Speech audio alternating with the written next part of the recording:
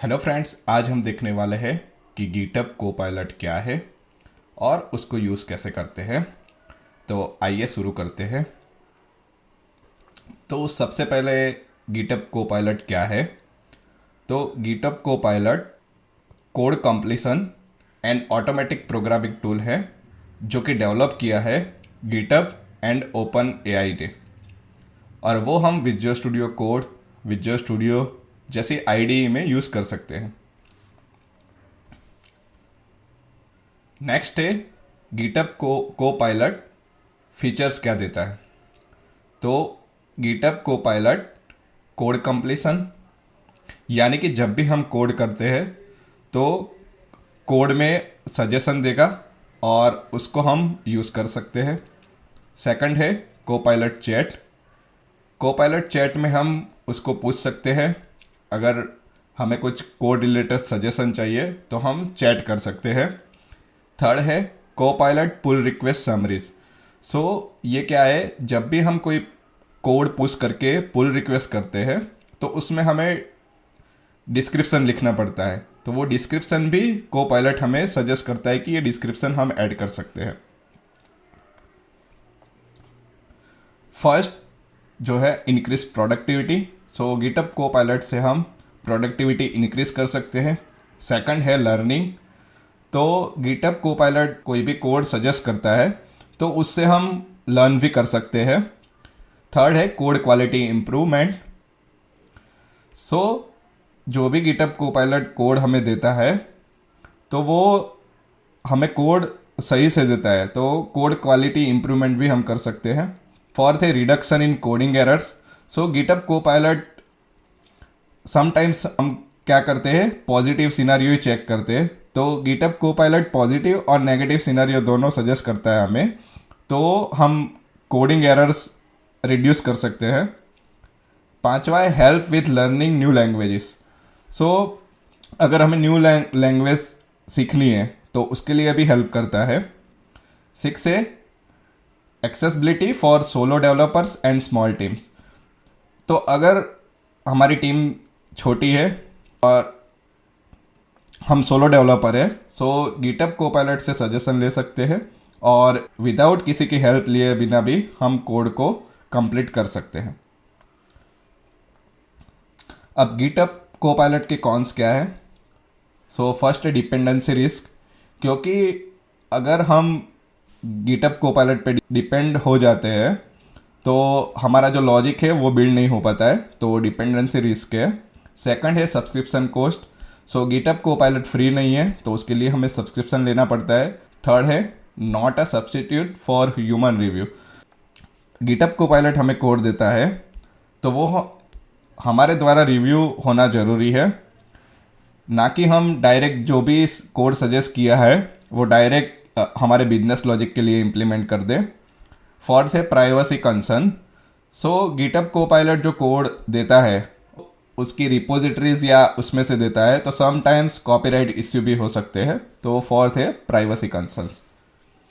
तो अब मैं आपको दिखाता हूँ प्रैक्टिकली गिटहब को पायलट को इंस्टॉल कैसे करना है विजुअल स्टूडियो कोड में और उसको यूज़ कैसे करना है। तो मैं यहाँ पर विजुअल स्टूडियो कोड ओपन कर लेता हूँ। विजुअल स्टूडियो कोड में यहाँ पर एक्सटेंशन होता है, एक्सटेंशन में हमें सर्च करना है एक्सटेंशन। मैं यहाँ पे सर्च करता हूँ गिटहब को पायलट।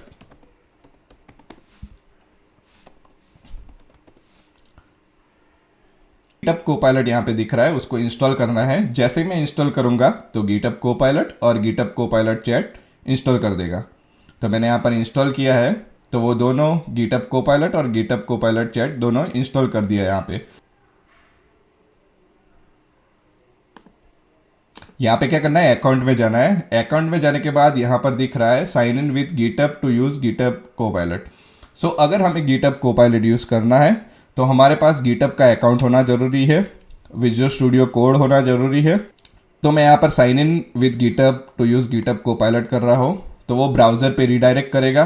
रीडायरेक्ट करने के बाद यहाँ पे मुझे पूछेगा कि कौन सा अकाउंट यूज़ करना है। मैं यहाँ पर गिटहब से लॉगिन हूँ तो यहाँ पर वो दिखा रहा है, अगर लॉगिन नहीं है तो वो लॉगिन स्क्रीन दिखाएगा। उसके बाद कंटिन्यू करना है। कंटिन्यू के बाद वो विजुअल स्टूडियो कोड ओपन करेगा और यहाँ पे लॉगिन कर देगा। लॉगिन करने के बाद हम कैसे चेक कर सकते हैं कि गिटहब कोपायलट इंस्टॉल हुआ है कि नहीं? तो यहाँ पे आप देख सकते हैं बॉटम में यहाँ पे गिटहब कोपायलट का सिंबल दिख रहा है। अगर मैं यहाँ पर साइन इन नहीं हूँ तो कैसे दिखेगा? मैं यहाँ से साइन आउट कर देता हूँ। तो यहाँ पर देख रहे हो आप, वो एरर दिखा रहा है कि you are not sign in into GitHub, please sign in to use copilot. तो यहाँ पे मैं साइन इन कर रहा हूँ, कंटिन्यू। उसके बाद वो विजुअल स्टूडियो कोड ओपन करेगा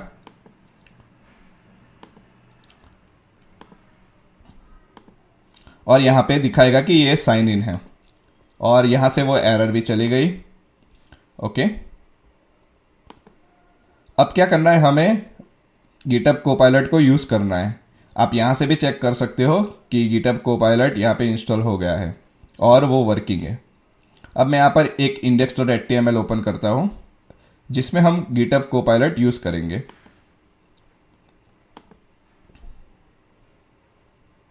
तो यहाँ पे मेरी index.html ओपन हो गई है। अब जैसे ही गिटहब कोपायलट आपने इंस्टॉल किया और वो वर्क कर रहा है तो यहाँ पे इस तरह से दिखाएगा, press Ctrl+I to ask code to do something.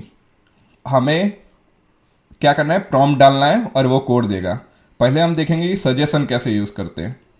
तो index.html में अब गिटहब कोपायलट की एक बात अच्छी है कि भी फाइल में काम कर रहे हो उसका एक्सटेंशन है, वो वैसे ही कोड सजेस्ट करेगा। तो मैं अगर index.html में जावास्क्रिप्ट का कोड लिखने का ट्राई करता हूँ सजेशन के लिए, $ajax लिखता हूँ मैं ajax कॉल करवाने के लिए, तो ये कोई भी सजेशन नहीं दे रहा है। अब मैं क्या करता हूँ, स्क्रिप्ट लिखता हूँ यहाँ पे और स्क्रिप्ट में जाके $ajax लिखता हूँ। तो आप देख रहे हो ajax कॉल करने का कोड उसने सजेस्ट किया हुआ है। अब इसको एक्सेप्ट कैसे करना है, तो आप टैब भी यूज़ कर सकते हो और जैसे मैं यहाँ पर कोड सजेस्ट कर रहा है वहाँ पे होवर कर रहा हूँ तो यहाँ पे एक्सेप्ट भी आ रहा है। तो मैं जैसे ही एक्सेप्ट करूँगा वो कोड यहाँ पे दिख जाएगा। तो आप देख रहे हो यहाँ पे उसने URL ऐड कर दी, मेथड ऐड कर दी, सक्सेस ऐड कर दिया और एरर भी ऐड कर दिया।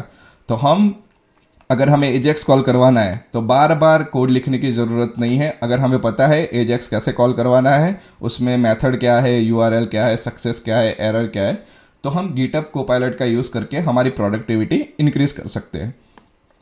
तो ये एजेक्स का कॉल कर देगा। अब मैं यहाँ पर प्रॉम्प्ट का यूज़ कैसे करना है वो भी दिखाता हूँ। हमें क्या करना है, Ctrl+I करना है। Ctrl+I करने के बाद हमें क्या करना है, कोपायलट को पूछना है। तो मैं यहाँ पर लिखता हूँ क्रिएट रजिस्ट्रेशन फॉर्म और एंटर करता हूँ। तो वो क्या करेगा, यहाँ पर कोड लिख देगा पूरा रजिस्ट्रेशन फॉर्म का। तो उसने यहाँ पे कोड लिख दिया। उसके बाद वो यहाँ पर दिखाएगा एक्सेप्ट और रिटर्न। तो यहाँ पर मैं जैसे ही एक्सेप्ट करूँगा वो कोड यहाँ पे उसने ऐड कर दिया। अब हम इसको रन करते हैं। तो मैंने ये index.html रन की, तो आप देख सकते हो उसने यहाँ पर रजिस्ट्रेशन फॉर्म क्रिएट कर दिया। तो यहाँ पर आप एक चीज़ नोटिस कर सकते हो कि अगर हमें नहीं पता कि HTML कैसे वर्क करता है, CSS कैसे वर्क करता है, उसने क्या किया, CSS को भी एक फाइल में ऐड कर दिया, HTML को भी वही फाइल में ऐड कर दिया। अगर आपको नॉलेज नहीं है कि इंटरनल CSS क्या है, इनलाइन CSS क्या है, एक्सटर्नल CSS क्या है, तो आप क्या करोगे, यहाँ पर ही वो स्टाइल ऐड कर दोगे।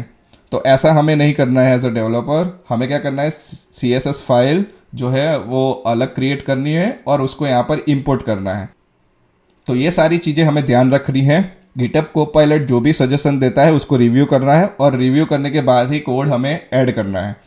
अब मैं यहाँ पर एंगुलर में गिटहब कोपायलट का यूज़ करता हूँ। तो मेरे पास यहाँ पर ng-on-init मेथड है। अब मैं क्या करता हूँ, सर्विस कॉल करता हूँ।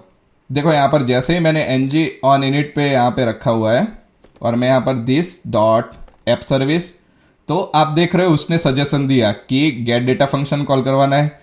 और जैसे ही मैं इसको एक्सेप्ट करूँगा तो यहाँ पर देखो आप सब्सक्राइब मेथड भी ऐड कर दिया और अगर हमें console.log ऐड करना है तो वो भी हम ऐड कर सकते हैं। उसने वो भी सजेशन दे दिया। तो इस तरह से वो ऑटो सजेशन भी देता है। ओके, और तीसरी चीज़ है गिटहब चैट। तो यहाँ पे आपको क्लिक करना है ओपन चैट करना है।